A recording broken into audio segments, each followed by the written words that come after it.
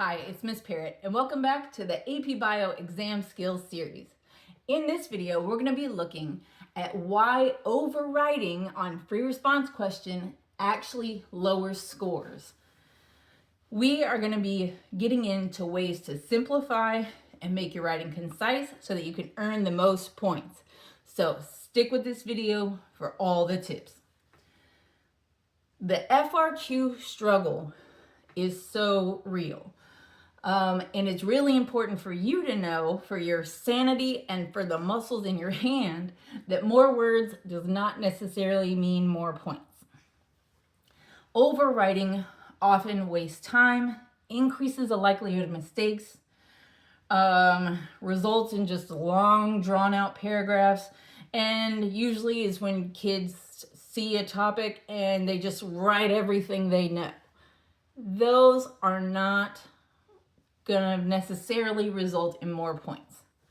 What is going to give you points is approaching the FRQ section in a point-by-point manner. Each point needs to be addressed in 2 to 3 sentences. And for every question, there's usually like a part A through D or E. So there's like the overall question, mini questions, and then mini questions within those. Your goal is to be concise. You want to be accurate and know when to stop. And that's what you're going to learn in this video. So, your task verbs, those are going to be the ones that tell you how much to write. You can find these verbs exactly on page 203 of the PDF of the AP Bio course exam and description. So check that out for the full cohesive list. But in general, if the task verb is to identify or state, all you need to earn that point is one phrase or one sentence. So they may give you a graph and ask you to identify the optimum pH at which this enzyme is working, right? So wherever the top is, you line that up with the x-axis and identify that pH. Describe, if something asks you to describe, you're going to tell what's happening. So you don't have to explain why, you're just saying what you see. That's usually 1 point, and you just want to give 1 to 3 phrases depending on what's actually happening. So something like, the population is increasing, and then it levels out on day 49, right? I'm just making it up. Another word is explain. Explains are often worth 2 points, and you're going to want to tell how or why. This is a cause and effect situation. So usually like 2 sentences is all you need here to explain.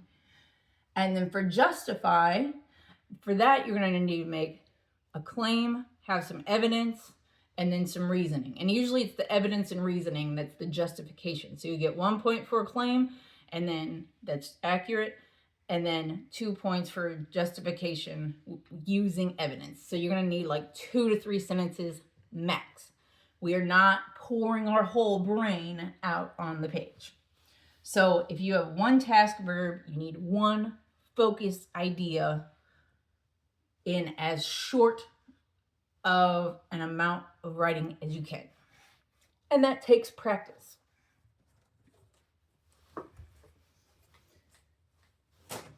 So how do we earn the point without overwriting? So this is a quick, light version of claim, evidence, reasoning, which many of you may have done in your science classes. And if you haven't, start practicing now. So you usually only need, if a question asks you to make a claim and then justify it, or to explain something, you usually only need to go through this: make a claim, give evidence, so actual piece of information from the data or the graph or the writing, and then reasoning, which is when you tie that to the biological concept. You usually only need to do that once, right? If you find yourself saying, and another reason why this is true is, that's a red flag to stop, because it usually just needs 1 reason, unless it says give 2 reasons, right? So if you have clearly earned the point, if you've gone through the cycle, depending on what task verb is used, stop when you have reached that. You're going to earn the point if you're correct and clear, if your answer is correct and clear.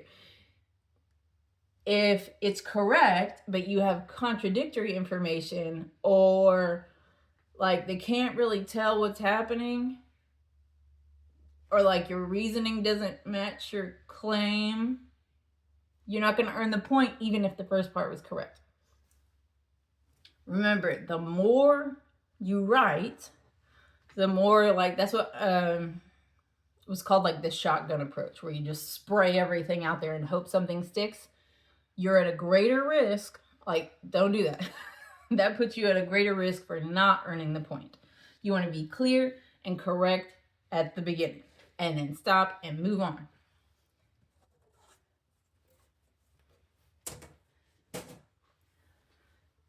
This is important to know. All of this is not something that anyone expects you to know and be awesome at the day you walk into the AP exam. This is a skill. This is why your teachers are giving you both multiple choice and free response questions on all of your tests all along the way, all year long, so that you're practicing these skills. So knowing when you're done writing is also a skill that you have to practice. You want to stop when the question and the task verb is directly answered, when the correct biology is stated clearly, and when cause and effect are explained. Confidence in your writing and you're being concise, it comes from practice, not from guessing when you're done.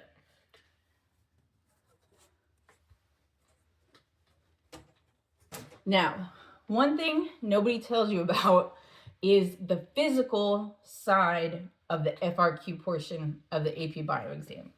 The AP Bio exam doesn't just take brains. You have 90 minutes. Now, the first 3 to 5 of that should be scanning and planning, but the rest of it is you are handwriting responses. That's probably more writing than you've done in a long, long time, all at once. So you gotta practice. Your handwriting doesn't need to be perfect, but it does need to be clear. Clear is more important than tiny. And if you are somebody that doesn't have awesome handwriting, I encourage you to just like slow down your pace. And this is where being concise and not overwriting is really important. If you're concise, meaning you use fewer words, you're going to be able to get your point across without wearing yourself out mentally or physically. Remember, to be able to score it, you got to be able to read it. And I know my handwriting gets messy when I start going too fast. So take your time, get it right, use as few words as possible, and you'll be all good. How do you practice this? Well, with timed practice. That's going to help you build your physical hand muscles and your endurance. Okay, so, right, you want to pull out a, section 4A of an old FRQ, set a timer for 3 minutes, and try and answer it by hand on paper, lined paper, just like you'll see in the test, and do that regularly. All right.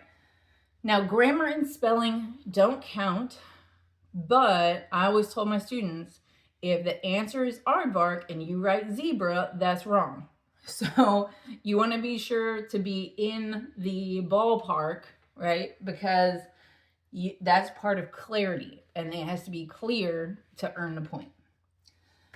It's really, really important that if the grader can't read it, then it doesn't make sense, or it doesn't make sense, it's wrong, and you're not going to earn the point.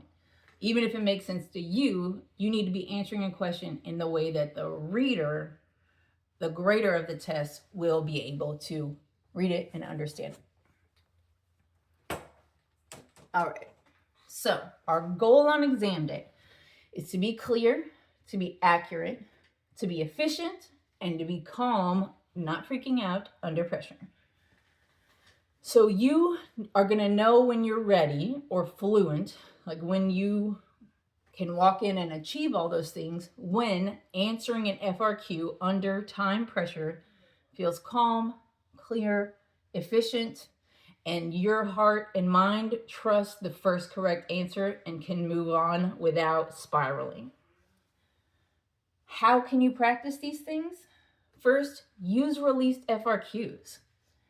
Again, try doing 3 minutes, giving yourself a 3-minute timer to answer a part, and then check the scoring guidelines to see if you actually would have earned that point. Remember, practice by handwriting, not typing, and practice stopping when you've earned the point and not rambling on. When you're done, you want to reflect, did I write past the point? And if the answer is yes, figure out when you did earn the point and how much time that could have saved you. Maybe even use the scoring guidelines to help you write a concise answer, a concise, cohesive, coherent answer. If this video was helpful, please don't forget to like this video, subscribe to my channel for more videos like this in my AP Bio exam series. I also have AP Bio Equations Explained that goes through all the formula and equation sheet and AP Bio Words That Matter, along with tons of other science videos. Please do leave a comment, question, or an emoji down below.